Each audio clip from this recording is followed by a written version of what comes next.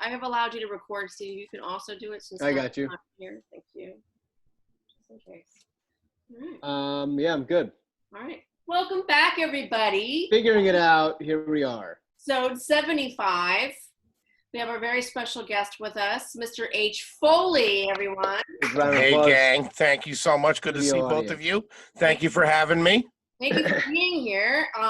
Both of you are in Philadelphia. Mm-hmm. Of course, it's just the same as looking at you on this little box. You could be anywhere, really. Right. But real quick, please listen to from Paper House Networks, this little advertisement from Gone Girls. Great. Good. Perfect. Foley, how have you been faring in the quarantine? I've been faring pretty good. I've been okay. We rode it out of New York for the first 2 months. You and your lady? Yeah, me and the lady. If one more month, I would have died of a heart attack. I'm telling you, just zero self-control. I literally, especially when it was like cold and rainy for like the first month. I mean, I treated it like it was like just everything stopped. Like I was in heaven. Right. And we were just going to the grocery store, just crushing it, like $300 orders. I tell you, man, you get into that frozen food section. It was like I felt like a little kid, like, you know what I mean? Like I was getting everything that I bought Crustables one night. Oh, I love a Crustable. Love a Crustable. No, but I'm 44. I shouldn't even be touching that box. Elio's pizzas, French bread. It is like every day's a snow day. Like you're just in and there's nowhere to go every day. Yeah. That and the booze we were hitting pretty hard. We were cooking elaborate dinners, bottles of wine, martinis. So we did that for a while. And then, honestly, we got sick of it. Like we got sick of the gluttony. So then we started eating a little bit better. We started going for walks and stuff like that. But it really seemed like 3 or 4 weeks ago that people in Queens were starting to break away. Like the last weekend that we were there, we took a walk, social distancing, had our masks on, our gloves on, spray, all that stuff. We get to Astoria Park. It was like Mardi Gras over there. Dude, me too. I went last week. People are going nuts. Yeah, so we just thought it might be a good time to get out, come down to my parents. And, so she's with you now, your parents? Yeah. Cool. No, I left her in Astoria. What are you talking about? I thought she might have gone to her folks. Well, speaking of, so Steve, is your girlfriend with you? No, so last weekend. That's a no. That's why I asked. No, last weekend, Gab went upstate. I came down here, and then in another week, I'm going to pick her up, and she'll be here for a week. Left her in the apartment with some pizza money. I'll be back in a couple of weeks. I'm going to get smokes. I'm going to my wife's house in Staten Island. I'll see you in a few. No, you know what? My girl's actually from Hawaii, so we were supposed to go to Hawaii right before the pandemic because her grandfather passed away. And no. Yeah, and then we couldn't. So then we rescheduled we thought it would be wrapped up by June. So we had a flight in an Airbnb June 1st to June 15th in Waikiki. And then they extended their quarantine. They have a self-quarantine for 2 weeks. We're only going to be there 2 weeks. I'm not sitting in a hotel 2 weeks for that. Wow. So then the Airbnb host starts giving us slack about getting a refund. Ooh, a couple of carefully worded emails from Uncle Hank. How could they give you shit for that? I don't think they actually were. I think we were just being psychos about it. Like we said we had to cancel. They refunded half the money. Then we were like, that's not going to fly because, we couldn't see this coming. And like we sent like a couple of messages and they didn't respond. So now we're like, oh, they're going to ignore us. And so now we called Airbnb. Then it turns out the people that own the apartment like live in Europe. And they sent us a message like, hey, sorry we didn't get back to you. We have a bunch of properties we'll refund all your money. We were like, well, thank you so much. We hope to work with you again. So now did you push back the plan or is it just on the shelf now? Now we pushed it back to July. Okay. We think. Because I want to go and get back before, things, start back up again. Yeah. I don't want to miss the first week of school. Yeah. What's that? I was looking at, because Hawaii is my favorite place. I was looking at, it's probably going to be so cheap to go. It was super cheap to book. So was the Airbnb. That was the first time on Airbnb. But I was saying, I want to make sure we go and get back because I don't want to miss the first week of school when this place opens back up. I know. I have no idea when that's going to be. I know. I know people are going to be going nuts. When For it's time us, to I go think at it's gonna be a while. We're last man on the totem pole, right? Right. Live entertainment. Yeah, live entertainment movie Yeah. theaters are going to be last probably. And also deciding at what point it's worth it. Is it worth it to open at 25% capacity? Is it worth it to open at half capacity even? So it's Right. like, I don't know. I got 2 months of fat jokes ready to go. Might be worth I'm it. ready to just be inside. I've never thought I would miss the smelly disgustingness of a dark comedy club, and I've never wanted anything more in my life. Mhm. I think a good sign that they opened the stock exchange today. So Oh, they did? yeah, but anybody on the floor, you couldn't take public transportation. That's a little Got it. hiccup, but that's a good sign that they're opening that back up.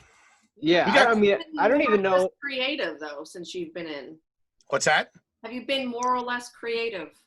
We've been more actually. Yeah. The second that this happened, Kevin Ryan and I had just started a podcast called "Are You Garbage?" Right. and we were recording it at Gotham Studios, and it started to build a little bit of momentum, and we didn't want the we didn't want the pandemic to disintegrate that, so we started putting out 2 a week, and it actually gave us the ability to start getting some bigger guests because people were just sitting around, they weren't busy running in the city. So we've That's how really we got you. That's how we got you. Exactly. Oh, you're so sweet. So we really started pushing it, and we've been working really hard at it over the last couple of months, and it's starting to bear some fruit. So between that and just the constantly writing and stuff like that, I feel more creative than I did before, if that makes sense. Like Yeah. I know there's a lot of people are in bad situations and all that kind of stuff. But for me, I just tried to take a negative and do something with it. Like I said, the first month I sat around eating, you know what I mean? But we were still working on the pod. But like then at a certain point, I was like, I don't want to look back on this time and be like, oh, I just sat there and did nothing. And like, when things come back up, you're starting over again. So I just wanted to do something to like, I feel like everybody's going to be a little bit different when we get back. Does that make sense? For sure. Like just For like sure. a little bit different. Like I even think about like doing like, old jokes and stuff like that. Does anything like, I mean, I feel like for me, sort of like exploring the psychological effects of all of this, especially since I have an almost 12-year-old and wondering kind of what to expect with her. She's been institutionalized more or less. And I really think it's the old jokes. It's silly, it's weird. That's going to do really, really well. sure. I think Yeah, I agree with you on starting that. to use like the smart humor, or if you get political, it's not, those things are not going to work well. Also, Yeah, I don't think we have the brain power to sort of flush that out. We're looking for escapism, especially when we're able to be in a situation where we can get back out there. Yeah. Yeah, no, I think about that too. And there was definitely some introspection, like I've been going so fast, for so long and like, working every weekend and stuff like that. This was like, and it sounds weird, but the fact that I knew nobody else was doing anything, you know what I mean? Like I'm not missing like, oh, this guy's on that show, he's on that show. Yeah, Why yeah, didn't I yeah. get that? Oh, this show, I didn't get asked to audition for this and blah, blah, blah, blah. All that stopped.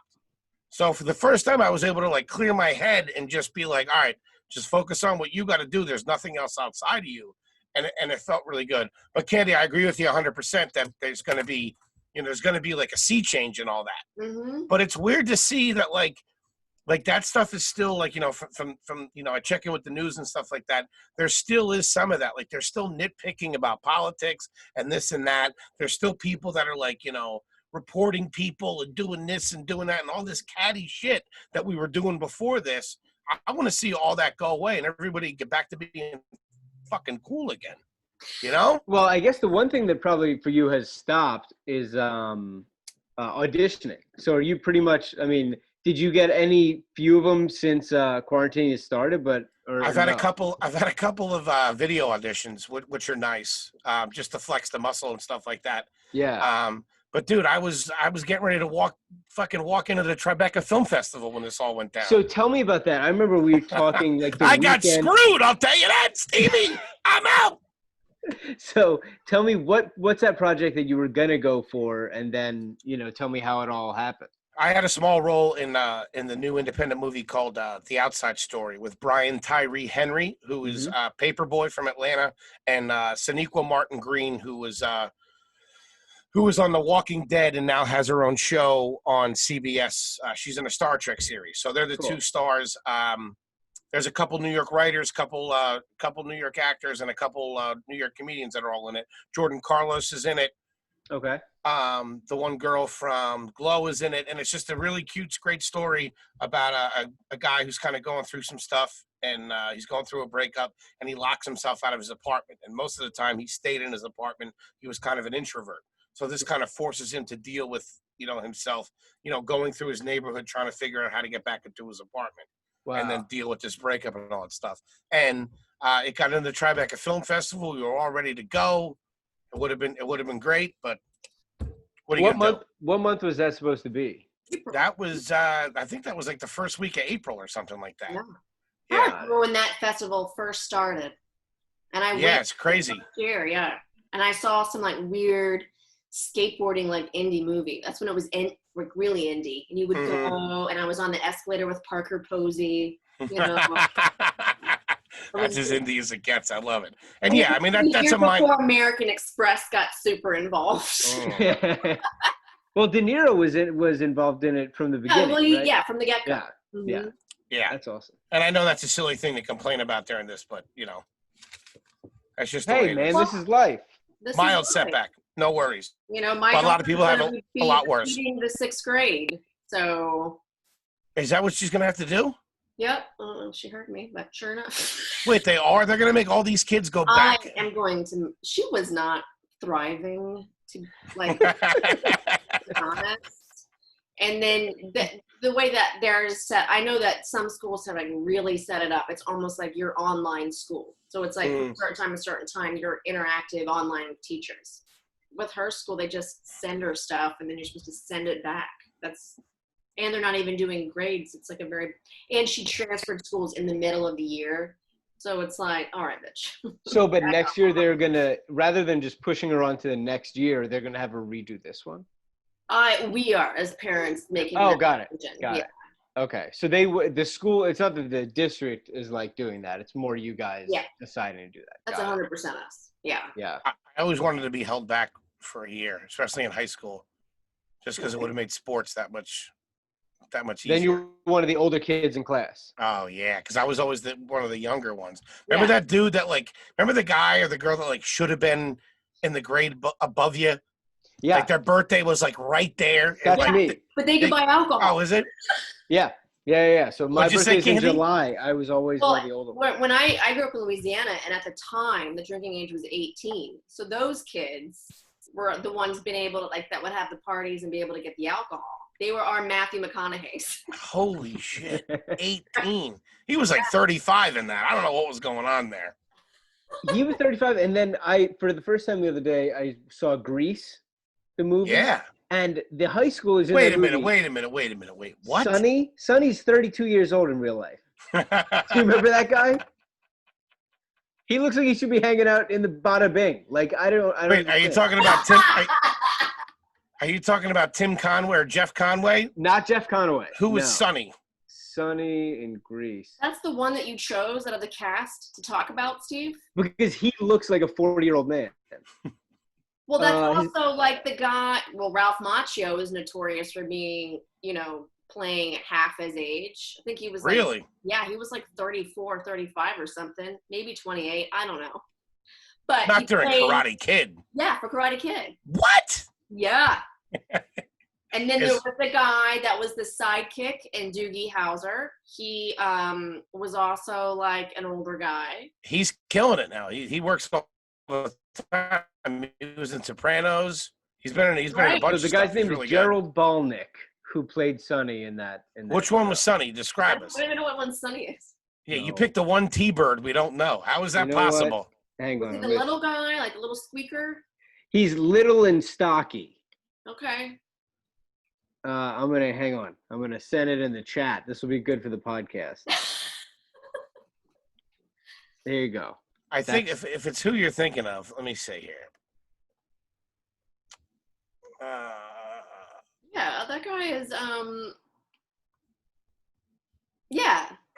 You remember him? Yeah, but that was Oh, he was okay. the one that played the original part. I saw the backstory. There's a channel called Reels with a Z, and it's like celebrity autopsies and like the behind the scenes of all these movies. And he was in the one about Grease, and there's like a handful of them that were in the original play. Broadway show. They were auditioning, got cast in the movie. Wow. And in the play, did you know that the lead role was like swapped? Or not even swapped. John Travolta was new coming in for the movie. But in the production that was happening before the movie was being made, it was Conway, Jeff Conway, right? Yeah. Yeah, from Taxi. And from Celebrity Rehab. That's all I know. He was the lead. He was the lead guy. Really? He was Danny Zuko? Oh, Yeah. I would have been pissed. I got to tell you, though, man. Well, Steve, what did you think about that movie? That was your first time seeing Grease? Yeah, no, never had seen it. He hasn't seen it. I liked it. Frankie Avalon sings the hairstylist. There's a song about a hairstylist. Yeah, I used to watch that as a little kid. Yeah. Over and over again, memorizing that routine, wanting to be Frankie Avalon. Were you ever into theater stuff? Not really. Okay. But something like I'm not even a big musical guy, but for some reason, I mean, here's my thing. Travolta didn't do it like a Broadway actor. He did it like this, like once in a generation, unbelievably talented peak Travolta. Star. Yeah, and it was Saturday Night Fever. It was like he was very different. You can't argue with Travolta, and I'll tell you, he's just like Hugh Jackman.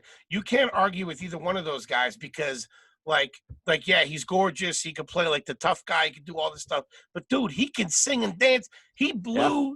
He made those songs awesome in Grease. He killed. They both did, but he killed it. Yeah, and he wasn't like a typical Broadway guy. You know what I mean? Right. You mentioned the podcast with Kevin, Are You Garbage? Can you tell us how that started and how that came up? And can you determine whether or not Candy and I are garbage? Well, I can tell you right now, that's how I introduced myself. I'm from South Louisiana. It's like just by saying that, it's pretty clear.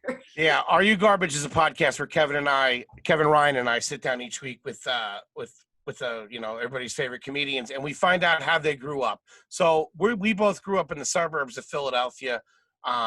He was a little bit, kind of upper middle class. I was middle class, and we just kind of have this thing that we, did with each other and played with each other, where we realize that we are garbage, but it's something that we celebrate. You know what I mean? Sure. So we sit down with a comedian and we ask a little bit of backstory. Where'd you grow up? How'd you grow up?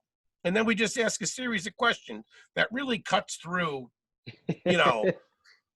Economics and whether, because you could grow up rich or you grow up poor, you could still be garbage on either front. It really has nothing to do with that. It's just those little idiosyncrasies that we all either did or saw. Like a big one, and I'll ask you guys, did either one of you have milk for dinner as a kid? Milk for dinner. Yeah. Okay, so that would be considered garbage. All right. It sounds like something to aspire to. Like you want to be garbage for sure. A little bit, yeah. A little bit. It's kind of like a one of us kind of thing. Right. And mostly everybody has been garbage. Yeah, I mean, it would be weird if you weren't. Quite honestly, I ate 12 pounds of crawfish off the hood of my car. Like even just this weekend, I got a hankering for. Saying hankering is far enough right there. You're good there. Or mayonnaise and potato chips on a hamburger bun. So wait, what's worse than garbage? Is there a word? Wait a minute. Mayonnaise and just chips? Yeah, but you can't fuck around with chip flavors. It's gotta only be the Lay's, the yellow bag of Lay's salted. And if you get 2 of the smaller bags with a pack of Wonder Bread hot hamburger buns, and then you get like the small Hellman's mayonnaise. Okay. You lightly toast the buns, and then you put on the mayonnaise and the chips, and then when you do that, it makes that. Well, here's the good news. You would be free and clear on that, even though a potato chip sandwich. You made a lot of noise for just a potato chip sandwich. That's basically what you just said you had. You really sold that special. If you were the server selling that, told tonight we have some delicious potato bread, lightly toasted with potato chips and mayonnaise. Wait, I'm sorry. What was that? Can you go back real quick? Here's the thing that saves you, Candy. Hellman's mayonnaise. All and class. that's the only one I'll touch. Because you know it's garbage. We ask everybody. There's a few questions that we always ask that are like staples that, you know, everybody wants to know, what did this comic say about it? Mm-hmm. And, you know, one of them is the milk with dinner. The other is growing up, did you have Hellman's or Miracle Whip? If you use Miracle Whip, you're fucking trash. And I think Stevie did because he's got a weird look on his face. I have to say, I don't like mayonnaise. All right, good. All right, yeah. If you don't like mayonnaise, there's a good chance that you're not going to be garbage. Ooh. Liking mayonnaise. It seems so endearing, though. But it is. It's very endearing. The flip side of that, he also doesn't like chocolate. No. Why? It's a conundrum. It's the taste of it. I've never heard anybody from this place. It's the taste of it. You say that with like caviar or cilantro. No. Not chocolate. Yeah. I also don't like those. But can I ask, H. Foley, when did you decide to go by H. Foley rather than Henry? Like, was it a conscious decision, or did people start calling you it? How did it work? No, from Jump Street. So this is my second go around in New York. I moved up there after theater school in '99. All right. Obviously, it was a completely different industry back then. You know, you had to like mail. You had to like mail. I wasn't doing comedy. I went up there to be an actor. Okay. Yeah. I went to the in '99. I was at the American Academy of Dramatic Arts. Excellent. In New York City. Mm-hmm. Very cool. Worked so out. I know. So yeah, I moved up there, you know, telling everybody I was an actor, and I just ended up, you know, working in a bar and, you know, doing things I shouldn't and stuff like that, and didn't do anything. But I had always, you know, thought of using the name H. Foley based on a plaque that I had hanging above my crib when I was a kid. That was just like something that you would make in wood shop. Okay. That my cousin made in wood shop. By the way, if you have a plaque with a name on it that you made in wood shop hanging up in your house, there's a really good chance you're fucking trash. Okay? Wow. I had drumsticks with my initials burned into the end of them that I would bring to the 7th grade, but I never played drums. Yikes. So my cousin made this for my grandfather, who I'm named after. His name was Henry William Foley. I'm Henry William Foley. So I had this plaque hanging above my crib that said H. Foley. And then as I got older and I could figure out to read H. Foley, and then, like, you know, my dad would explain it to me, oh, your grandfather, blah, blah, blah. So I always told myself that if I ever, you know, started, you know, pursued entertainment, that I would use the name H. Foley. Plus, I like the sound of it, to be honest with you. So how and where did you start stand-up? I started in Philadelphia. I lived up here until 2000, till like January 2008. Okay. My brother had moved. When I moved up here, my brother was working on Wall Street. I was living with him. I was hanging out with his friends, and I was working at different bars. And you know how that story goes. And then by that time, I was living by myself in Sunnyside in Queens, and he had gotten engaged, and he had moved to Hoboken and all that kind of stuff. So it was like, what am I doing here? Obviously, I've washed out here and didn't know how to take the small steps to even, you know, to get an audition or anything like that. Yeah. So then I moved down to Philly, and I was, you know, I got down there in 2008. I spent like a month just getting myself together and all that. And then I moved down to the actual city of Philadelphia with my buddy who lived in Rittenhouse Square. And I said to myself, you know, I have to really try to, you know, do what I've been saying I was going to do for 10 years. So I wanted to, you know, get back, try to make some kind of small move to, you know, start being able to audition for things. So I thought, hey, I'll do an open mic just to get used to being in front of people. Right. And I walked into I walked into the Laugh House on South Street.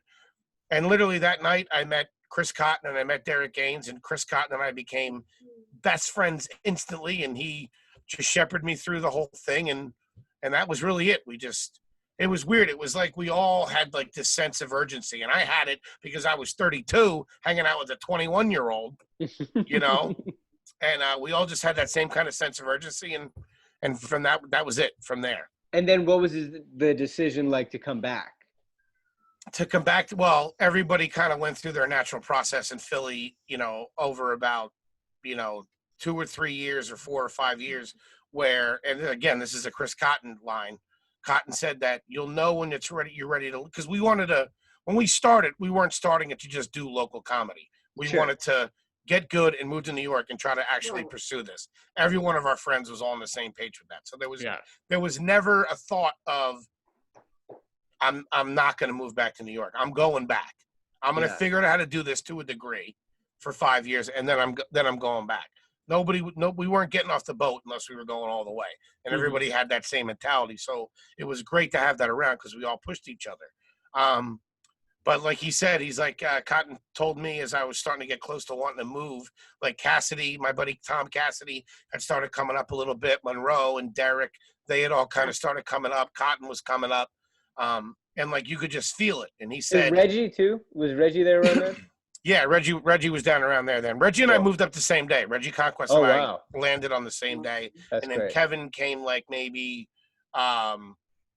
3 or 4 months after me. Ian Fidance and everybody was already here, and Cotton was going back and forth just because he was married and all that kind of stuff, and kind of doing the 2-city thing. But I remember Cotton saying, he's like, wait until you feel like you can't take it anymore. Wait 6 months and then go. Yeah. Because if you do that, you'll never come back. That's great. You'll never, stay up there for a week, turntables and run. Yeah, and for our listeners out there, Chris Cotton is an amazing comic who unfortunately lost his life not very long ago. Yeah, a few months ago.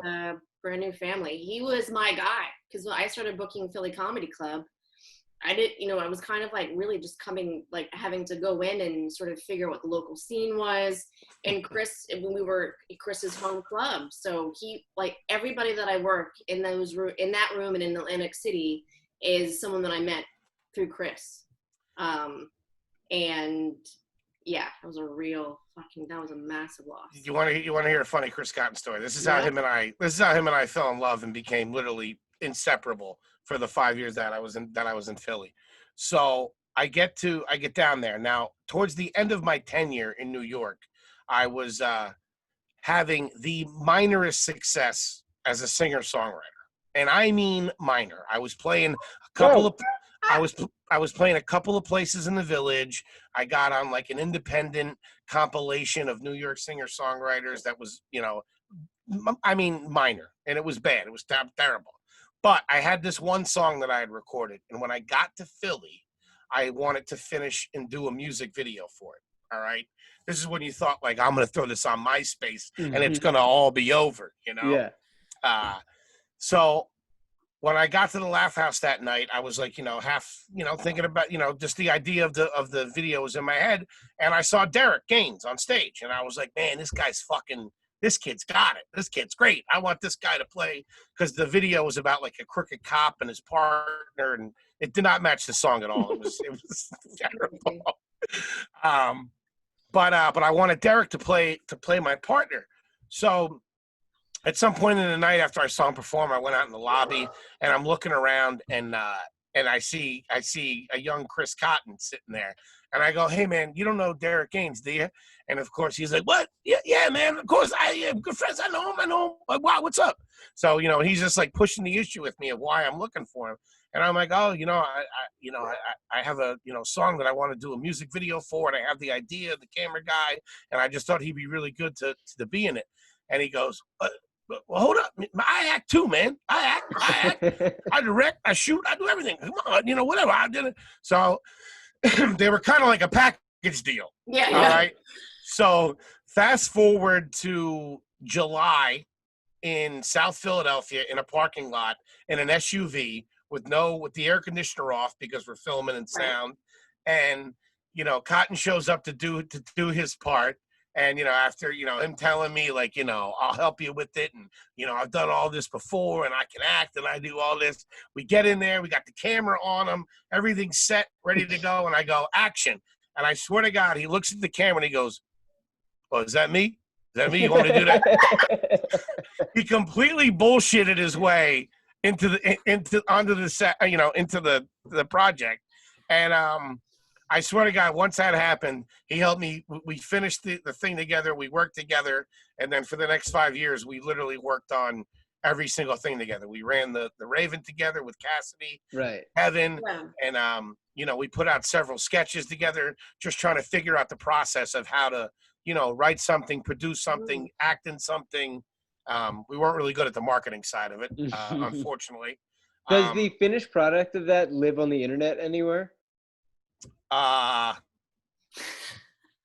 It does. Really? I think it does. It might be out there. All right. It's a song called "The Shame." The Shame. Yeah, I took myself Well, it would be a real real seriously. shame if we don't find that. Were you wearing a fedora? I envision you wearing a fedora. I took myself real seriously, especially in the video. I know what's funny is I never thought that the music video is a crooked cop. There's like a voiceover in the beginning, like, the Detective H. Foley is out on the run and all this stuff. And the song doesn't match up to the video. And I remember I was going to get voice lessons to do a voiceover. And for some reason I showed the voice coach the video. I don't know why, thinking like, I'll impress him with this. Right. And he literally stops halfway through. He goes, "This makes no fucking sense." He's like, "Why is this song?" Playing music as well as singing. So, if you were going out to bars, were you doing a cappella? Were you playing guitar? No, yeah, doing guitars, singer-songwriter guitar, and it was very short-lived. So you play guitar? I do. I play guitar. I play terribly, but I play.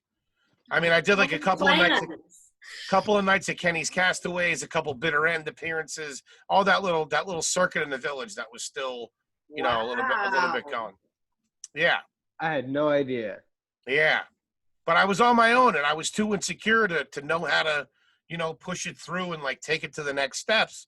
And then when I got to Philly, just for some reason, the fact that I had Chris and that we were both like on the same page, we would check each other. Cause like when I was younger, and like thought I was like, some big star, I thought that it was like, I'll be waiting tables on the Upper East Side and somebody who works somewhere is going to come in and just be like, this guy, he's the guy. Not realizing, and this was at a time when, there things like that did happen, but they weren't going to happen to the slightly chubby waiter, who may be hungover for his brunch shift. But, Chris and I kind of like together, realized and, to his credit, he was wise beyond his years, how to take the small steps to get to a big step. You know what I mean? Right. That was something that never even occurred to me, to put one foot in front of the other. Mm-hmm. So what would you say the differences are in comedy in Philly versus New York? I mean, I don't know. I mean, we saw one as a training ground. Okay. And one as, where you go. How would you go back now that you're a New York comic, whatever, and you go back to Philly? Do you find that the audiences are different? The rooms are different? I mean, everything's different outside of New York. The only time I go back is if I do Philly Comedy Club. Right. That's I did the punchline for Chris's benefit. I mean, Philly crowds are just unique to begin with. But the one thing that we did smart was when I got up here, we came up through the West Village. So we came up through the Village Lantern. Yeah. So, which maybe networking wise and, getting in the right circles probably wasn't the best thing, but it did breed a lot of good club comics and a lot of great, good stand-ups, because there was such a cross section. You have, a couple from Iceland, 2 young guys from Arkansas, and, that, every shape, color, size from wherever, that was a really good experience to work out in front of those audiences. So then as an actor, do you have favorite memories over the years from being on different sets? Like what comes to mind when you think about that? I mean, the first one was, getting, because when I got up here in when I got to New York in 2013, again, another one of my friends, the industry is who you surround yourself with. Kevin Ryan was like, you need to start figuring out how to build up a reel so that after a year, somebody can look at it and be like, oh, and a reel's literally 11 seconds of you going, hey, park's closed, buddy, or whatever you can get in, whatever student film, overnight shoot for free. Most of the times, the things never even get finished. You just have to put the screws to the guys and be like, I need my clip. Right. You know what I mean? I need some kind of edited clip of me. So I did that for the first 3 years. And then Emma Willman recommended me to a manager who's my manager now. And he started sending me out. And after about 6 months of working together, I landed a role on the Jim Gaffigan show. Cool. So that was a big deal to me because, one, he was a comic. Right. You know what I mean? Right.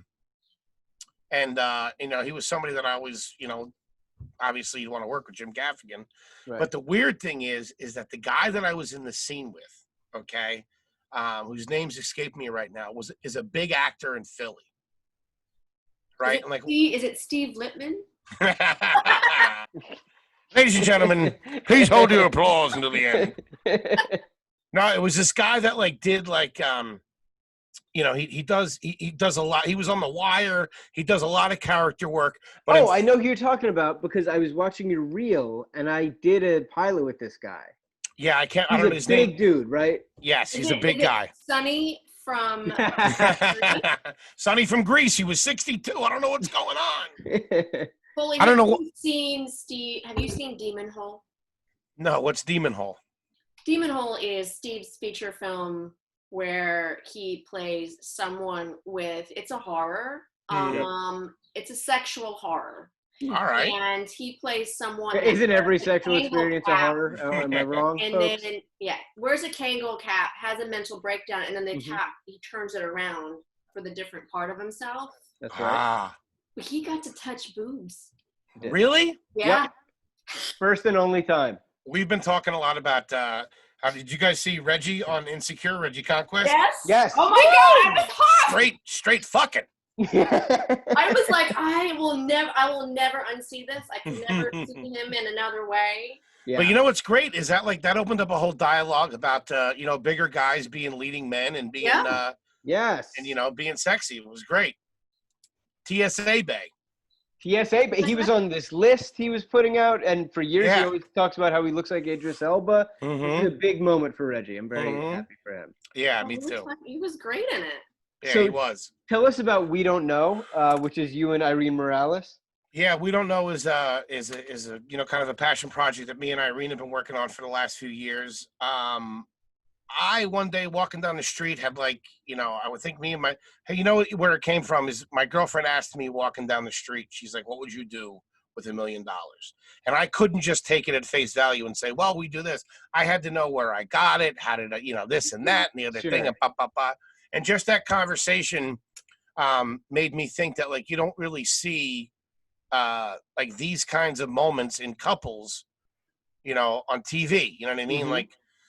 And then I talked to Irene about it, and then we really created and developed the idea that you see now. Because I think at first I wanted it to be multiple couples and all that stuff.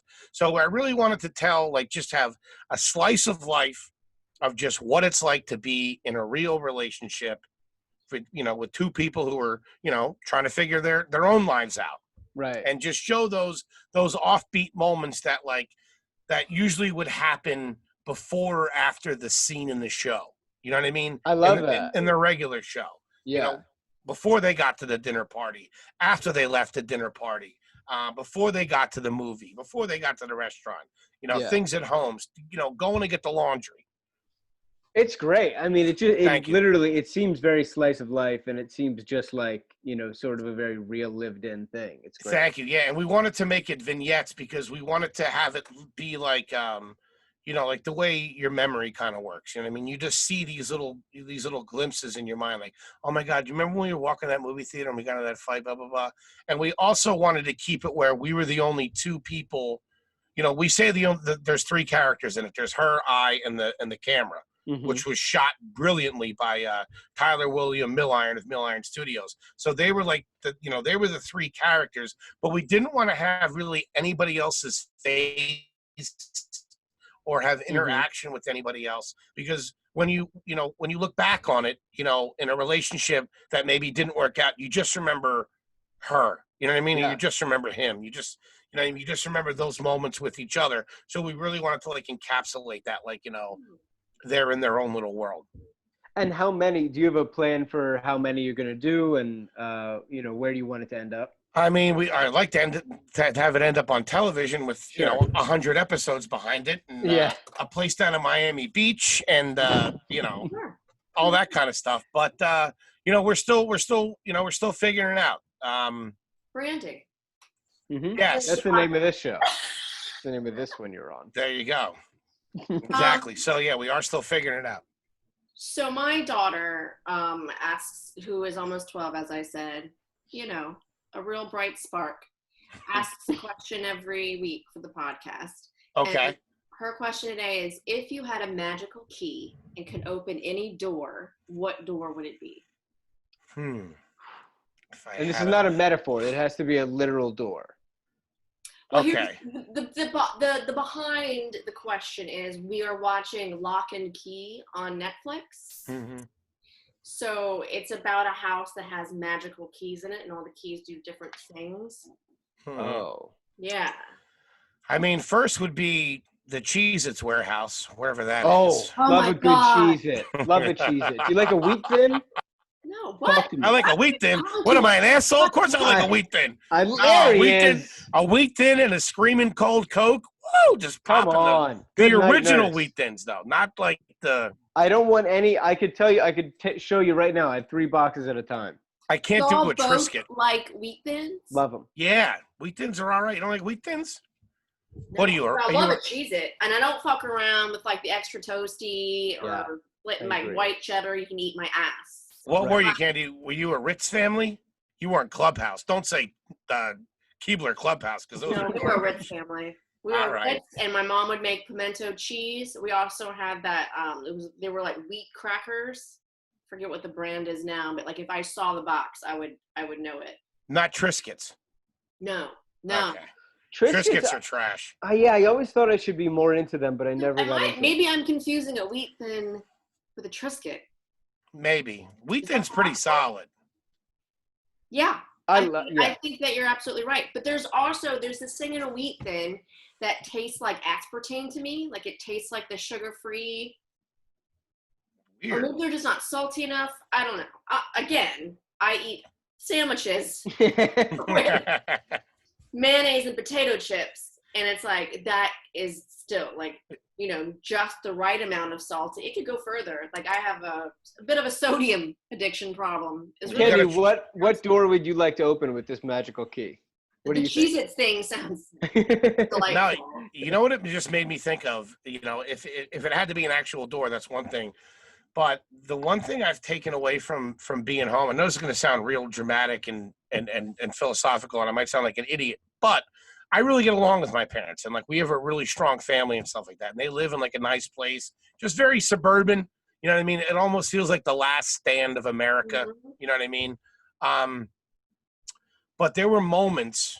Now this could have been the THC oil that I've been taking every day for the last 2 months, and like the setting and the spring and all that stuff.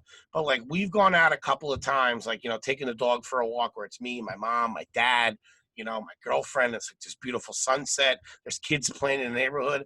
And I swear to God, there's been moments where I thought that I was dead and that I was in like either purgatory or heaven. So really? That's the door.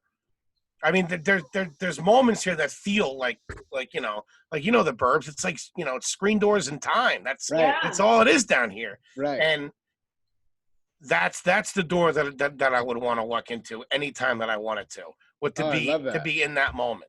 And like I said, I know it's a weird thing that so many people out there are suffering and all that kind of stuff. And, I've been lucky and, I'm very grateful and very fortunate that I was even able to leave the city and come here. But it's not like, to make myself feel better, but I have been like trying to grow as a person. Good. So that at the end of this, you know what I mean? I'm in a better position to maybe do some good, if that makes sense, Yeah, I mean, I come home to Philly a lot, and then, for the last 2 months, we've just been in New York and worry about carrying anything from there to here. And, because my folks are older and I don't want to get them sick. But then Exactly. I came here last weekend, and just to be able to see him again, it's really a great thing. And yeah, like taking a walk with my parents on a Wednesday in the in the middle of a work week. It's like it feels like it feels like heaven, or I don't know, field of dreams or something weird. And incredibly lucky that if everybody's healthy, and they are, knock on wood, absolutely. thank God. Like, if my biggest problem is that I'm bored, then thank God. It's like, if that's what I got to deal with, then we're fine. Plus, I got to be honest, the old broad still can make a pretty mean eggplant parm. I ain't gonna lie. Love it. Pasta primavera tonight over here. You like the pasta primavera? My dad's dead. Oh. Right? No. Foley, I put this question in. What's the best sporting event you've ever been to? I haven't gone to many of them, man. Believe it or not. You know what? I can answer that question. Diehard Phillies fan. Yep. Grew up going to the vet. Love the Eagles. Love the Sixers. Love the Flyers. All that stuff. But last season, me and my girl on like a Wednesday night on a whim went on StubHub, got a couple of ticks to go see the Metropolitans play. Okay. Out there at Citi Field. Yeah, Citi Field. Out there at Citi Field. And I gotta tell you, man, it was just like the perfect night. It was an exciting game. And those Mets fans these days, they're very docile creatures. The place was spotless. It was clean. So I would have to say that was probably that's great. Probably my best one. I wasn't there for like anything great. You know what I mean? Yeah. And if I might have saw Mike Schmidt play when I was a kid, but I probably wouldn't remember it. Right. Because when you were a kid at Veterans Stadium in the 80s in Philly and you were up in the nosebleeds, you literally thought you were going to die at any moment. Yeah. It was just by the structural integrity of the facility. Because I don't know if you remember, I remember being in Veterans Stadium and looking down at like where people were supposed to walk down and, and being like, dude, gravity is just going to take over and I'm going to fall into the fucking dugout. They had to blow the place up. They had to literally incinerate it. Well, so I'm assuming yours is a Philly event, Steve? Yeah, so I was at Game 4 of the Phillies World Series in 2008 when Joe Blanton hit the home run. Wow. So that was a big game. That was fun. I was there with my brother. Candy, do you have any that come to mind? No, I'm going to be honest. Again, I'm just laying out my garbage for you guys. Love a NASCAR.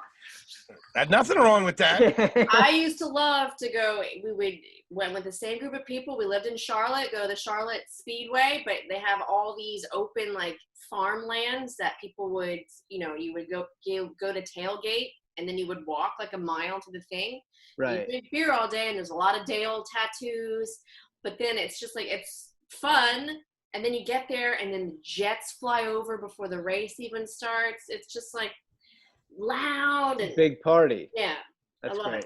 I've heard that. I've heard NASCAR, you have to go there to really appreciate it. Watching it on television, you are just watching cars go around several million times. When you're there, it's like, it's a whole event. That's great. Yep. Isn't it funny? They know how to fire us up. They love a good flyover. Even in New York, when they were like, everybody stay at home. By the way, 16 jets are going to zip past the East River at 4 air o'clock. Shows are my favorite thing. Air shows. Air shows are my thing too. My dad was in the Navy, so we used to go to air shows all the time. But that is a garbaggio. 100%. If you ever eat a corn dog. I was on my roof, like, blow the hard deck. Yeah. Let me ask you this. Go ahead. If your life or a large sum of money was at stake, which board game would you choose to win? If my life? Yeah, so it's like if you were going in and it was like, you got to play this board game and it's either your life or you're going to win a bunch of money, which is your board game? Like, you're like, oh, I got this. This is the game I'm going to go to. I'm fucking dead because I'm terrible. I was losing a Monopoly to my dad the other night. He's got dementia. He don't know what's going on. Meanwhile, he's got like 10 grand in the bank. He had Boardwalk and Park Place and like 3 hotels on each.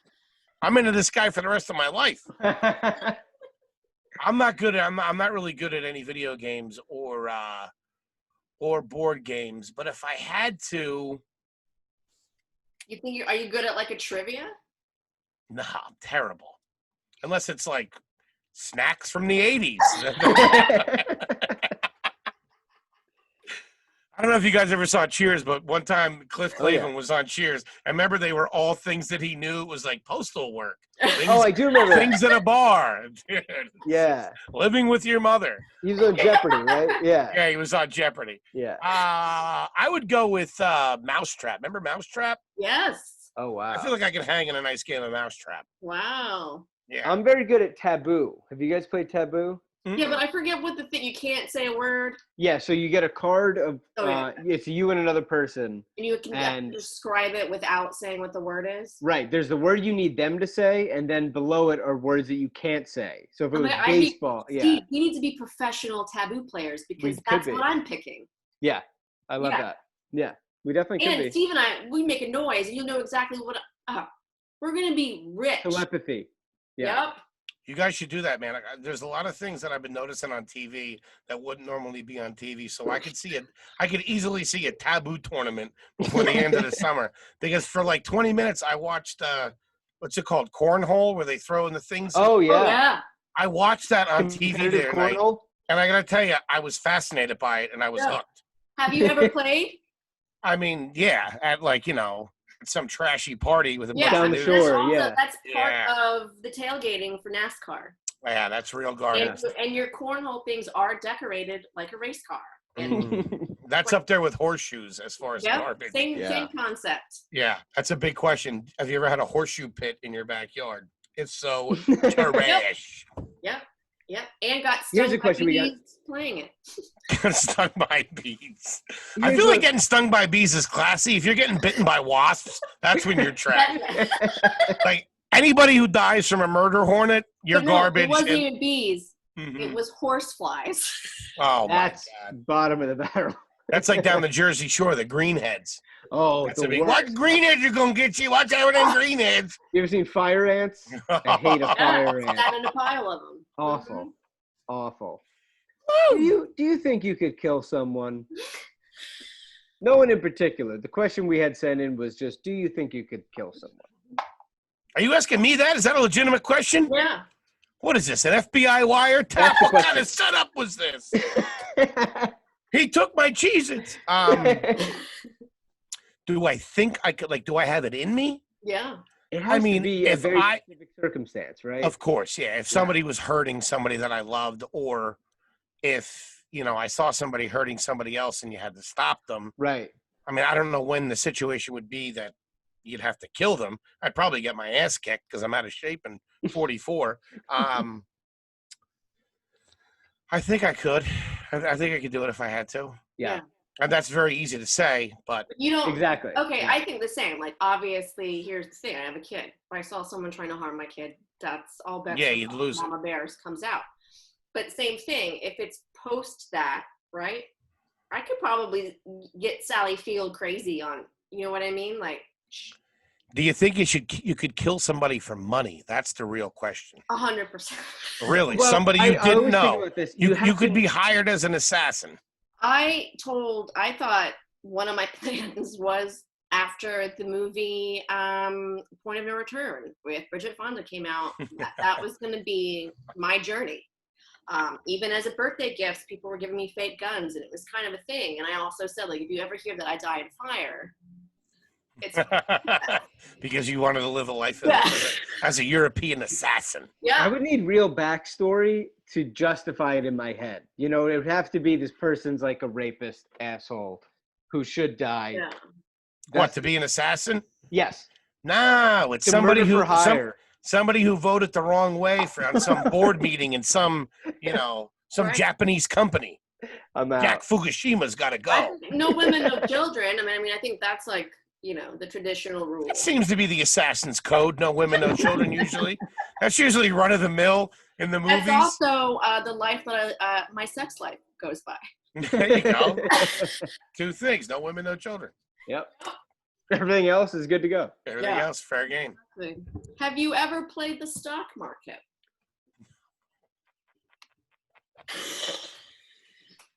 You highly overestimate me, my friend. The stock market.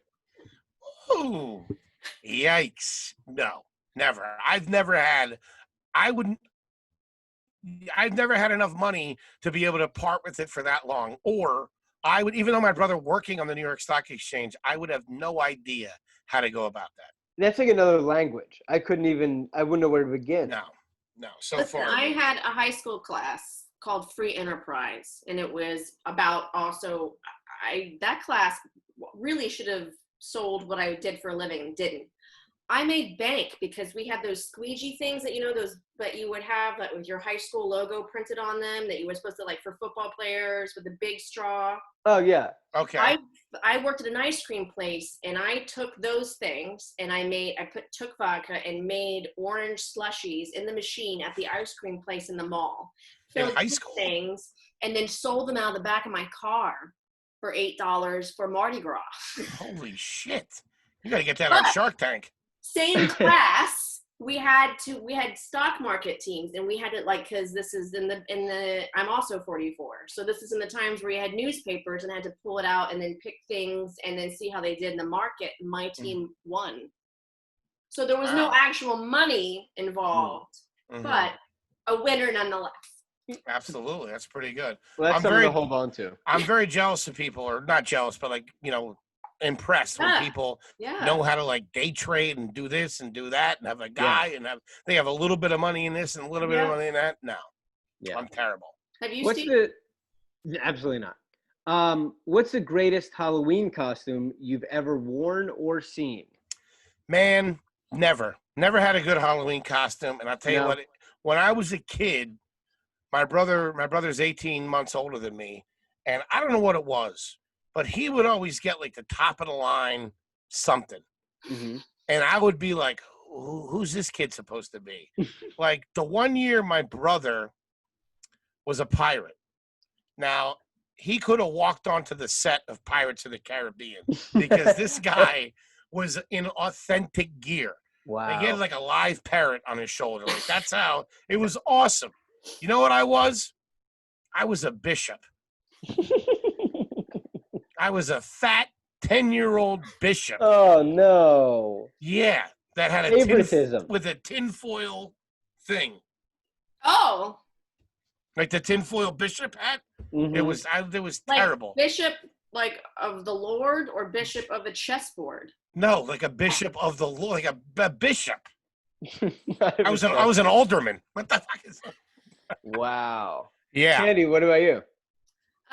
In not so recent history, I had a group of friends. We went on to make a film together, but leading up to that, we always got together and got, creative and stuff. And at the time, the show that my daughter watched was called Yo Gabba Gabba, and it had crazy characters on it. It was a live action nonsense kind of a thing called Yo Gabba Gabba. So we made ourselves costumes and we said we were Yo Gabba Abba.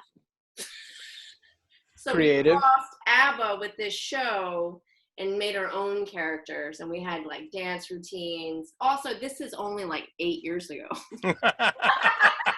I thought you were 11 or 12. No, Steve, you're not really great at it. No, but when I was I don't really do it anymore. But when I was a little kid, I went as Fonzie. My mom made me a homemade costume as Fonzie. That's pretty sweet. Yeah. I think I'm proud of that one. Find the music video and also pictures of this costume. I'll ask. I'm in the place. You're in the right place for it. I need to be able to see it. Yeah. And last but not least, Foley. Go ahead. Do you think Lance Armstrong is still a prick? Did he do something recently? He was trending on Twitter. What happened? So that's because you know how the Michael Jordan documentary just ended, The Last Dance just ended. Course. Yeah, so ESPN awesome. plugged in. I know, it's amazing. ESPN plugged in this 2-part Lance Armstrong documentary. So now people are talking about him again. Haven't we done this? We had the Lance Armstrong documentary where everybody on the team just spilled the beans about how it was ran, and right. Man, it was the one guy's wife, right? She was just crushing him. I think so. Remember, it was the second guy, the second best guy. Yeah. Mm-hmm. Do I think he's still a prick? He's got one nut. I know that. Yeah.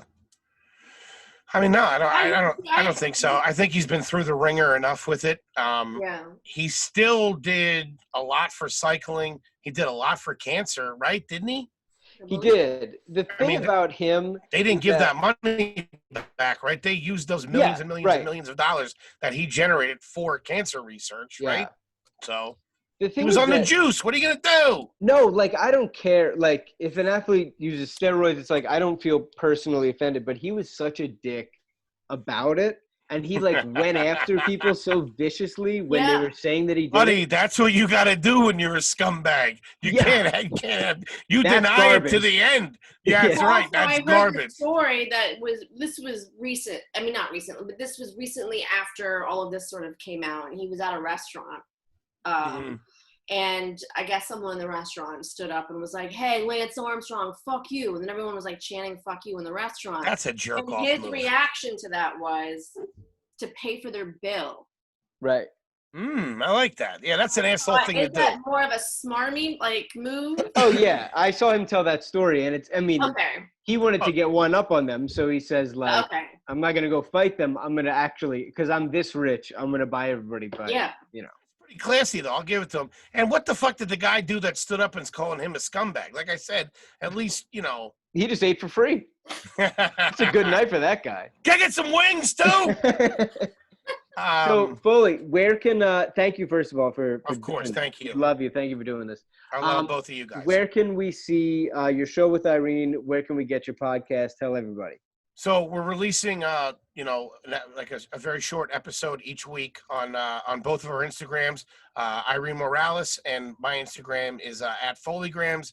And then we also have a little a page on Instagram called WeDon'tKnow.us, which the first season is up there. They're only like a minute and 2 minutes long. You have Are You Garbage, the podcast with Kevin Ryan and I, which you can find us on YouTube.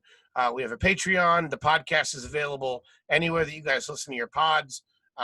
We have Raina Greenberg from Girls Gotta Eat is out right now. We did Dan Soder last Thursday. Tonight we're doing Mr. Andrew Schultz. We have Shane Gillis coming up. We have a lot of big things coming up. And on Twitter at HFoley on Ice. That's everything. Dan Soder, 100% garbage. Am I right? He was great though, because I really wanted to have him on because in my eyes, Soder's I think like 10 or so years younger than me. He personifies a 90s kid to me. Yeah.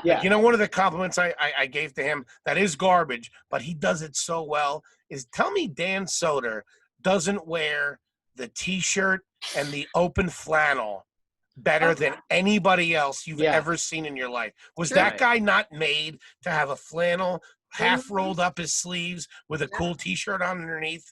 Yeah. 49ers fan. He told me that he pulled out because I do this still. Well, I haven't in a while, but the lighters that you're supposed to use to light barbecues and stuff, the big ones to light your cigarettes. He would carry one in his pocket of his long jean shorts. I was like, oh man, that's trash. Qualifies him. So Are You Garbage? We'd love everybody to check that out. It's a really fun podcast. It's a really fun time, and eventually, you're gonna have one of your favorite comics on there. So please check it out. Are You Garbage? Anywhere you listen to podcasts. You're the best, buddy. I'm so glad you're doing well, and miss you, and we'll see you soon. You guys are both the best. I miss you both very much, and I can't wait to see you. And thank you so much for having me on. Love you, buddy.